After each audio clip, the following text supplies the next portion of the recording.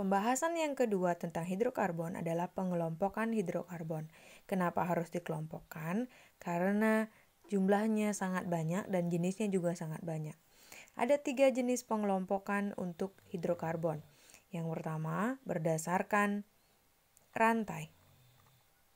Berdasarkan rantai, hidrokarbon dibedakan menjadi 3, yaitu rantai terbuka atau disebut dengan alifatik. Ada pangkal, ada ujungnya. Dan kalau misalnya kita isi hidrogennya, ketika kita membuat ikatan karbon, berapa jumlah hidrogennya? Kita menggunakan prinsip di penjelasan sebelumnya, bahwa atom karbon selalu punya 4 tangan. Satu tangan yang sudah digunakan untuk mengikat C lain, maka dia kurang lagi 3. Karbon yang kedua, dia sudah menggunakan 2 tangannya, jadi kurang lagi 2. Untuk punya 4 tangan ya, ini juga kurang lagi 2, ini kurang lagi 3. Itu adalah contoh yang alifatik. Yang kedua adalah rantai tertutup.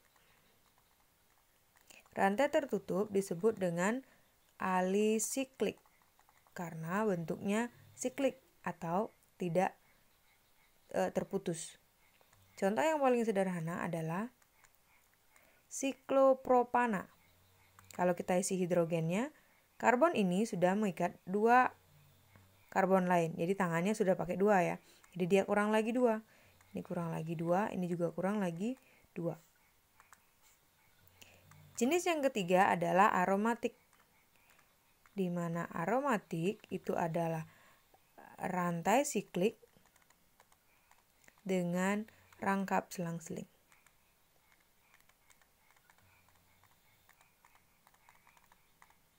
Contohnya adalah benzena dengan 6 karbon tetapi rangkapnya selang-seling, rangkap tunggal, rangkap tunggal, rangkap tunggal.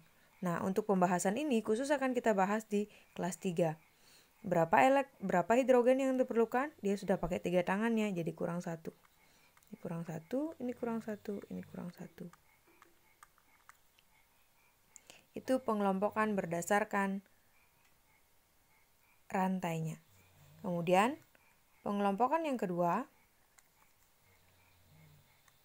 berdasarkan ikatannya. Berdasarkan ikatan dikelompokkan menjadi 3. Yang ikatan tunggal atau disebut dengan alkana. 1, 2, 3, 4.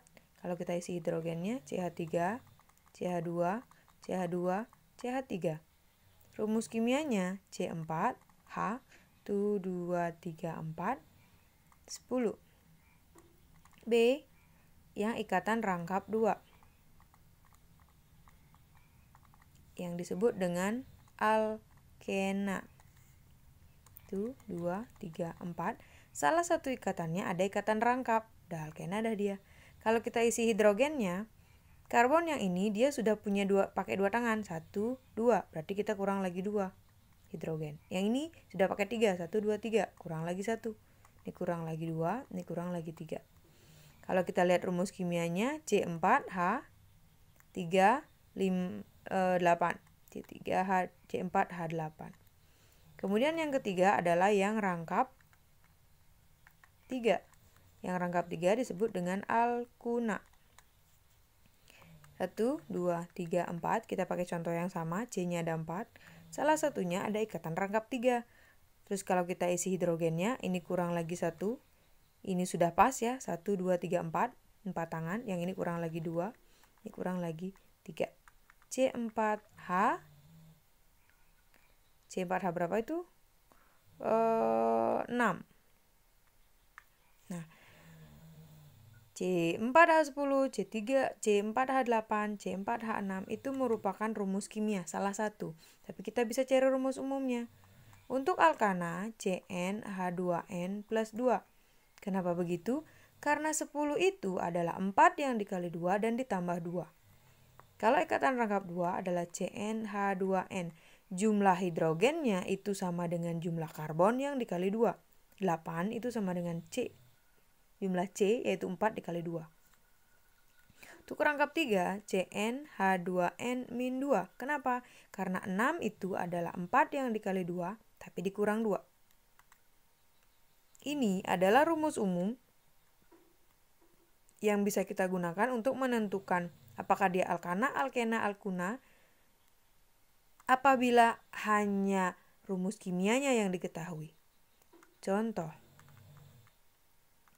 C10H22, dia termasuk apa? Coba saja dikali 2, jumlah C dikali 2. Kan 20 kan ya, ternyata dia tambah 2, makanya masuk alkana. Alkana. C10H20. Jumlah C-nya tinggal dikali 2 saja, ini berarti alkena. C10H18. Dikali 2 ternyata perlu dikurang 2, makanya ini disebut alkuna. Apapun rumus kimianya bisa kita tentukan. Pengelompokan yang ketiga itu berdasarkan kejenuhan.